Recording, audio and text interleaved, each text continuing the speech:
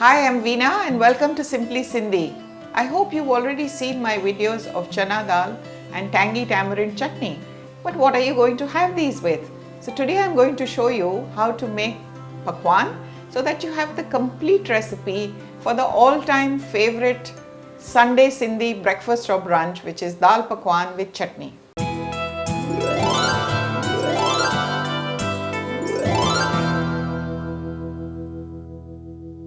So what are the ingredients that go into making pakwans? I have here in this plate or thal, maida or all-purpose flour. There's water to knead the dough. A little pinch of salt will be added.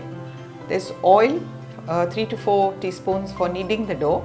And in this jar, I have oil for deep frying the pakwans. So let's start making the dough for the pakwans. I'm now going to add a pinch of salt. 3 to 4 teaspoons of oil, and now I will knead this dough with water. We are going to mix this all very well and knead it into a dough which is slightly stiffer or harder than the chapati dough. That is because maida is slightly elastic when it's made, so when we roll it out it will become softer as we start rolling.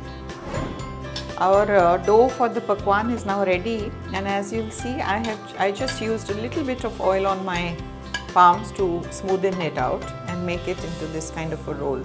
Our dough is now ready and I'm now going to make small balls out of it for each pakwan. So this is how we are going to make the balls, and then I'll make balls out of the whole dough and we'll start rolling out the pakwans. So we are now going to start rolling out the pakwans. So we've made these balls, small balls. I'll take each ball and I'm just going to flatten it in the dry maida, and now I'm going to start rolling it. As I said earlier, the maida is elastic, so as you roll it, it will keep stretching, and we need to make it as thin as possible. So I'm going to try and make this as thin as I can, so that when we fry it and eat it, it tastes light and yummy. So now I have rolled out one. As you'll see, it's round, it's very thin, and now what I'm going to do is, before I place it on this sheet of paper, I'm going to prick it in a few places.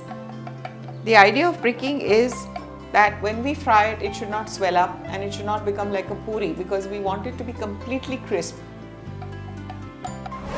We are now ready to fry the pakwans. So I'm going to light the flame and place this kadai here.